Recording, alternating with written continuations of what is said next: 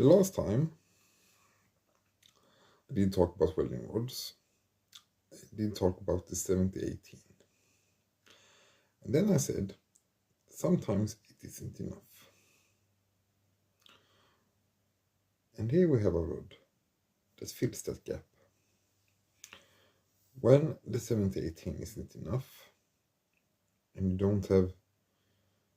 you don't want too many rods laying around on a farm, because if you have a lot of them lying around, then they certainly take up moisture and gets damaged.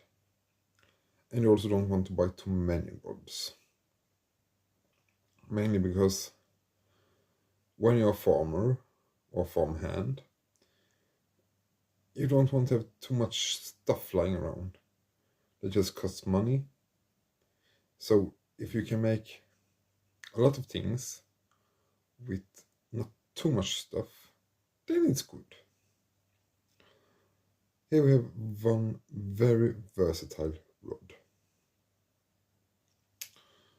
This one is the Selecta Arc 29-9,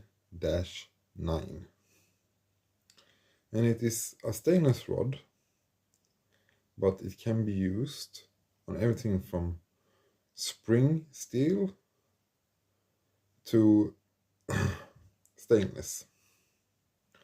But you can also weld regular metal with it, so it has a wide span.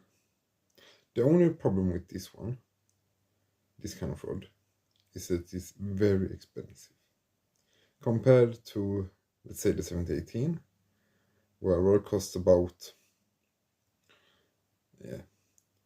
5 kronor each, 2 to 5 kronor each, depending on size.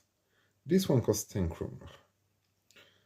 So in euros, that is €1 for one of those, and 50 cents for the other one, for the 7018. So that's quite in perspective of it.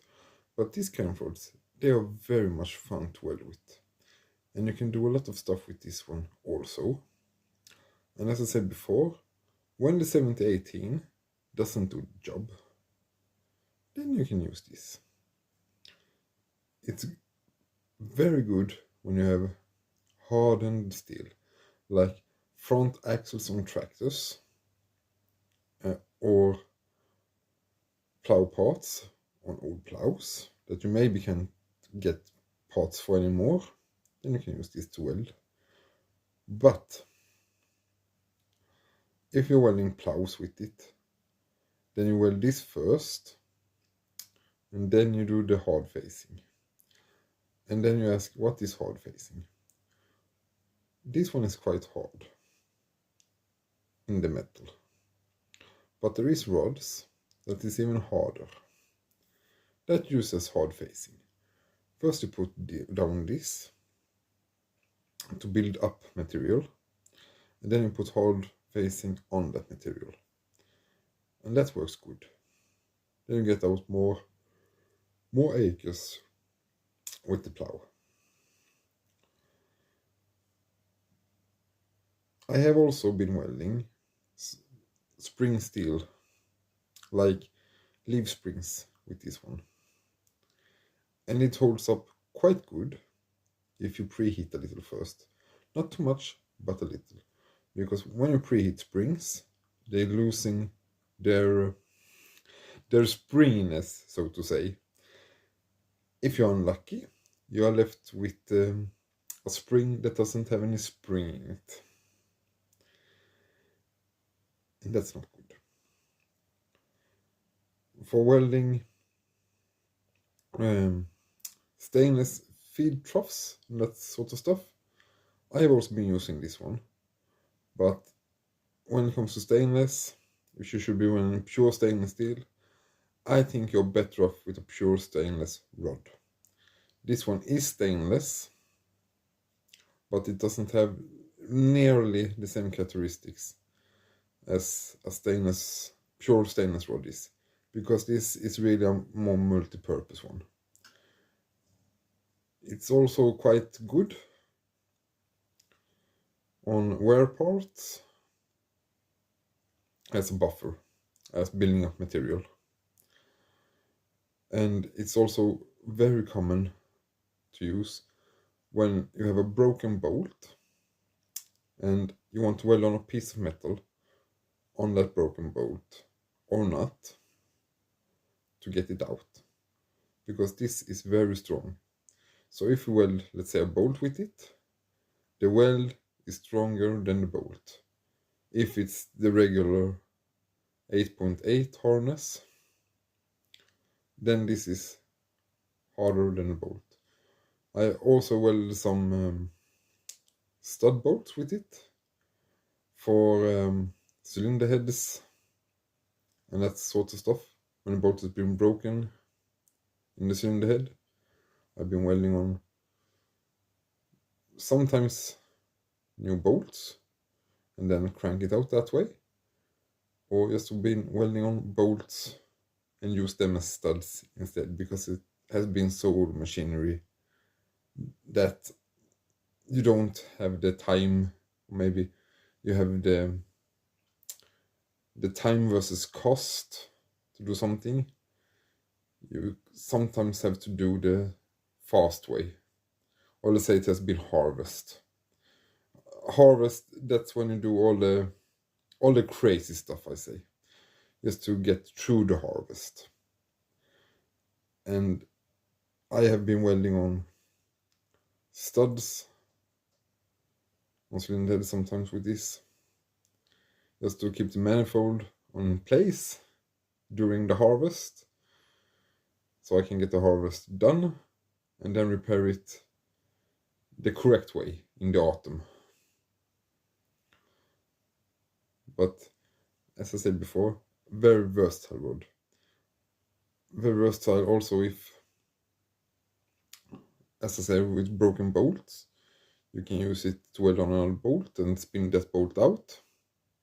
But you can also use it as when you're welding, when you're changing bearings and stuff, especially in gearboxes, on baler gearboxes, I have to say. You have the main bearings in the other end. They can be tricky to get out sometimes. They are usually weld a good piece of bolt on and have nuts in the other end. And when I weld that bolt on to the bearing, I usually use this, because if it just burns into the material, then it's no problem. Then it's stuck there. The only problem with this one is that if you weld something and then need to drill, you can't do it. I don't know if you have or anybody else, but every time I weld with this kind of rod and then try to drill, because sometimes you think, oh, I'm smart, I'm weld this, it will work. Then you find out, oh, it doesn't. And you need to drill. I have never been managed to drill afterwards, because this is too hard. I tried,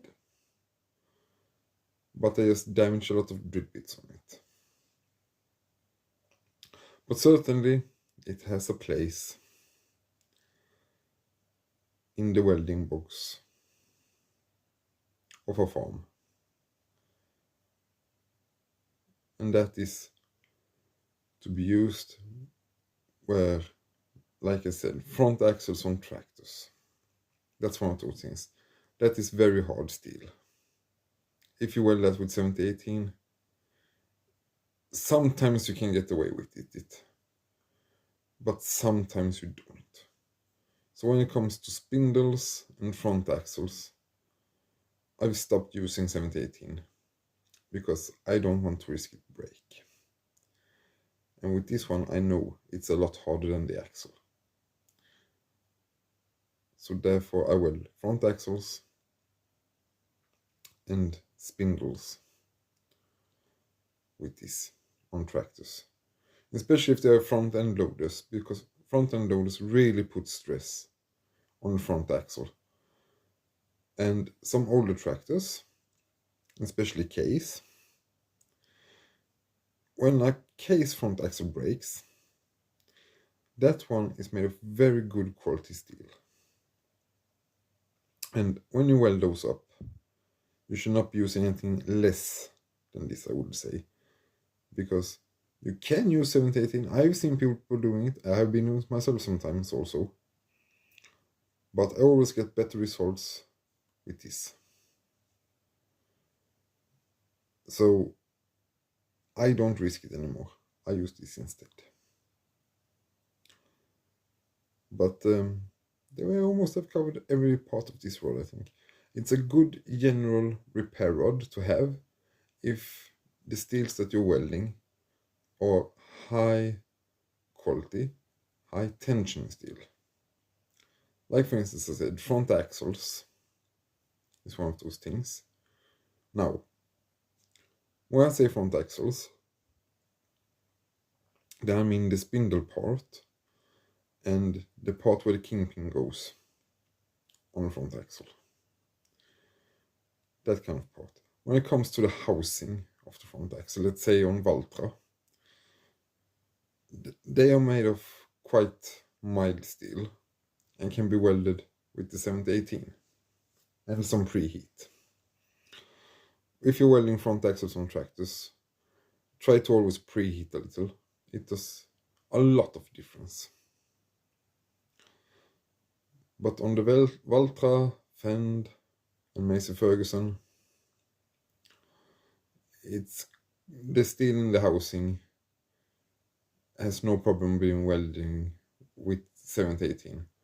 But when it comes to the kingpins and the spindle and that part, then it's better to use this. Just to be safe. Yeah, that's almost, I think we've covered everything. I don't think we have any more to say about this subject. It surely has its place, as I said before.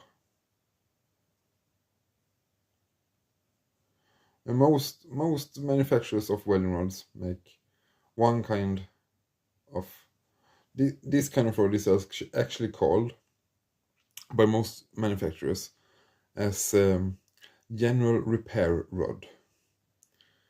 But the composition of the rod is 29-9. And that doesn't say very much at all. But those kind of rods has the 29.9 is usually most used for repair, but they can also be used. I've seen dredges for dredging harbors that you have the dredging scoops that go up and down. They usually been welding with this kind of stuff. That's not uncommon.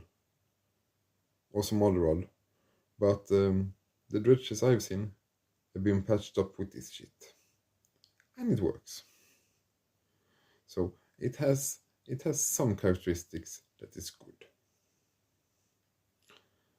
They also burn very nice. Like every stainless rod, they burn with a little hiss. Very fun to run. And easy to run also. It's a very easy rod to use. But I don't think I have any more to say about this. No. It has its place.